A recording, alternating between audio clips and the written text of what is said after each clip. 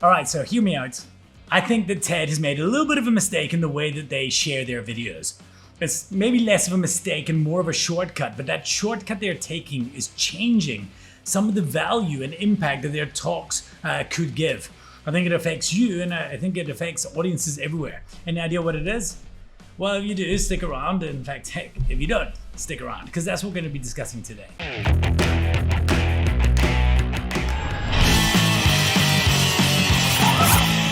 Welcome to Lead Loud. My name is Richard Mulholland. I'm the founder and chief presentation officer or presentation powerhouse, missing link. Now, we're talking about TED Talks today and TED Talks specifically, but actually what I want to share with you is relevant to you as a presenter in any way. It is a missed opportunity that I believe that most presentations are failing to capitalize on. If you're a presenter generally, then it's important for you. If you're a professional speaker, it is critical. But let's get back to TED and we'll understand what I'm talking about. So every 2 weeks on Missing Link, we do a talk teardown where the entire company analyzes a public presentation, usually a TED Talk. Often when watching, there's some confusion at the start, like who is this person?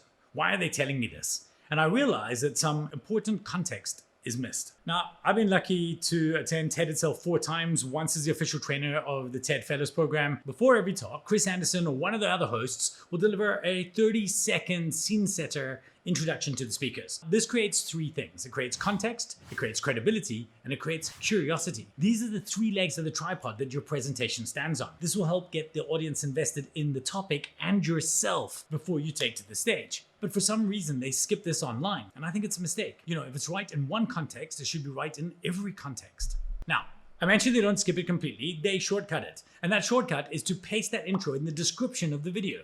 Now, that critical step that you're missing is not reading this before you start watching. Doing this primes your brain and gives you the context and credibility you need for the talk. If it's well written, along with a great talk title, it will spark curiosity for you too. This alone should change the way that you watch TED Talks. But if you want to know exactly how we watch them in a way that will double your value, certainly check this out. So back to you. How do you think this thinking affects you delivering a presentation? Well, it's simple. You need a strong intro. Just imagine like how an introduction like this of a lot more. We've got the amazing Richard Mulholland. Those who've had the pleasure to listen to Rich, he just gets our brand. I think in my 30 plus years in the industry, I've been to a lot of these events, and there's normally someone that's climbed a mountain and befriended a small animal and killed it and survived to tell a tale. And that is inspirational. But Rich is the real deal. So if you heard him before, you know you're in for a good 45 minutes. If you've not heard of him before, hold on to your seatbelts. Could set me up for a reception like this.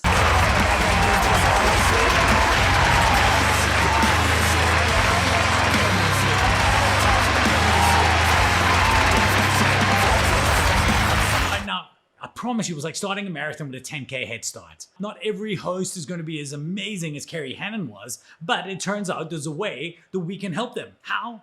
We can write our own intro. I know some of you are cringing at that idea of writing your own intro, and all I can say to you is to remember the words of the great sage Howard Mann when he said, "Fuck your pride. Fuck Your pride." I'm not joking. For every talk and presentation that you have, it's worth having a short introduction written that the person introducing you can use. And you know what? They will thank you for it. Right? Every MC struggles with knowing what it is they want to say. And you know what's easier? We got a format for you. Here's the template that you could use. In this, and you put your duration, presentation, then your title or flex and your name.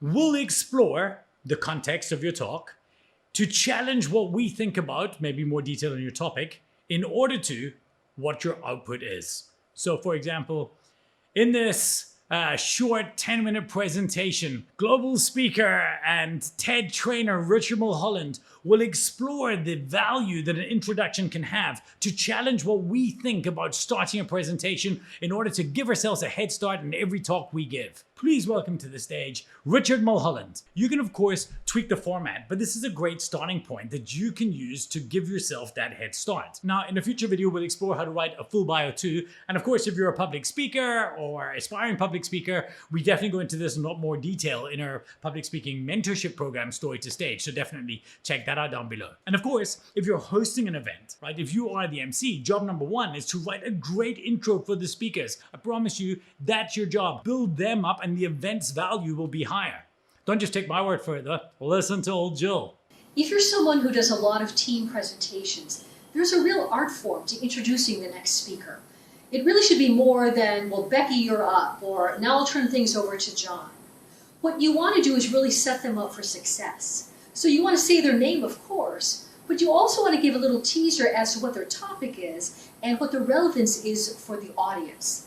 Something like this. And now I'll bring up Richard, who will talk about the best restaurants in Chicago, so you'll always know the right place at the best price. Richard? So you've said his name, you've talked about his topic, and then why the audience should pay attention. So that's really setting Richard up for success, and that's the perfect way to transition from speaker to speaker. Thanks, Jill. I'm a fan of Alice and Friends myself. Try the truffle mac and cheese. Look, a good abstract and bio read by the host is the speaking equivalent of an artist priming their canvas. If you leave it to chance though, more often than not, you'll get a lukewarm intro at best and none at all at worst. So why not just give yourself an unfair advantage and choose how you get introduced to the audience? I know I do. That's it. Set you and your talk up for success by giving your bio to the MC beforehand, and then level up every TED Talk you watch by reading that abstract before and by asking these 4 questions. Until next week, keep leading loud.